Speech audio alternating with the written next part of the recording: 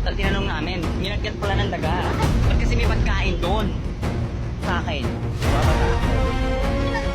Ay, pauwi na kami. Kaya sa bahay namin, girl. Ay, wala. Sumabog. Nakabog pa. Pero may daga doon yung magamit natin.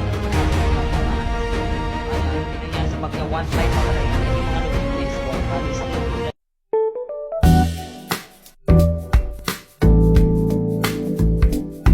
Hi guys, so nandito kami today. Medyo mahirap yung pinagdaanan namin. Tinanong yan sa bag ni Chelsea, mamaya pag-uwi ng bahay. Matatawa talaga kayo. Ay, si Pender ko. Guys, ngilap na. O kayo umuulan, be. Natatawa talaga ako kasi inatid na, buksan mo yung gate. Kasi inatid namin yung bag niya. Ay, pagkita namin. Nasira. Oo, nakakaawa siya. My God. Hoy, sarado mo yung gate. And yun, Wala tayong daga. pakita mo nga, awa ka muna dito itong ano, kita. Okay, ayan pala yung nasirang bag. Ayan, ayan, yung kulay pink. Sa bahay niyo. So, ayan yan. Ayan guys. Ayun siya. Ano yung pa kami natatawa. Yung pagkita ko ng bag niya, nasira. Tinanong namin, nilagyan pala ng daga. Ba't kasi may pagkain doon? Hindi na makabasa. Ayan, feel ko may daga rin doon sa bag niya. My God, ba't nagkaroon ng bag doon? Ay, ba't nagkaroon ng daga doon sa bag niya? Imposible naman yun, te. So, nandito kami to, TV. Ayan, Sayang yung bag. medyo malayo pa naman nilalakaran namin, tas baha-baha pa. Hindi namin gusto yung weather, pero walang klase. Hindi, huwag ka muna mauna sa akin. Mababasa ako. Ayan, enjoy yung life. Kanina pa ako natatawa kay Chelsea. Ba't kasi nagkaroon ng pagkain doon? Ay, patay siya, baka umiyak siya.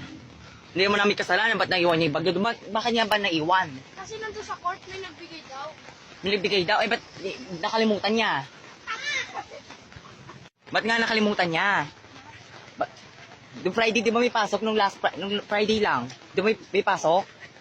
Ba't nakalimutan niya? Tingnan nyo guys. Kanya kasi nakamadali daw. Mamadali kasi. Next time kasi. Binagbigay. Ba't di yan nauwi? Binagbigay pala eh. Binigay kayo doon sa teacher niya.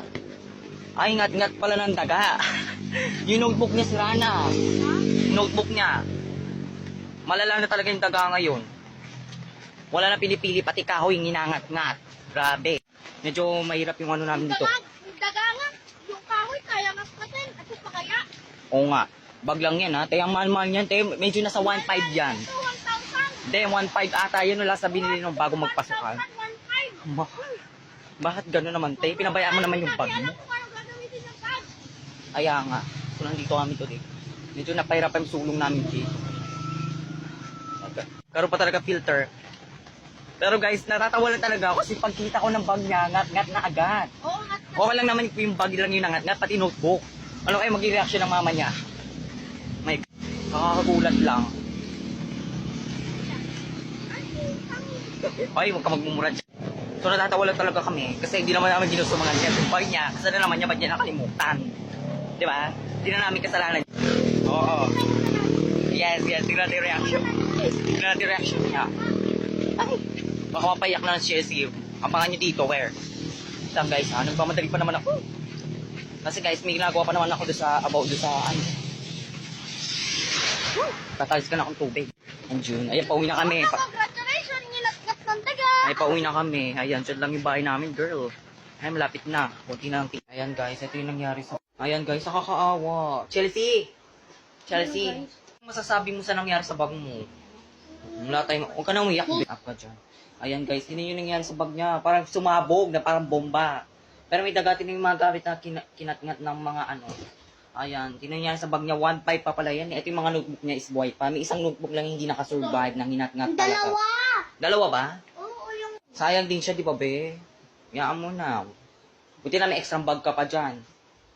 Oh. Next time kasi, be, ba't mo ba nakalimutan yung bag mo nung Friday?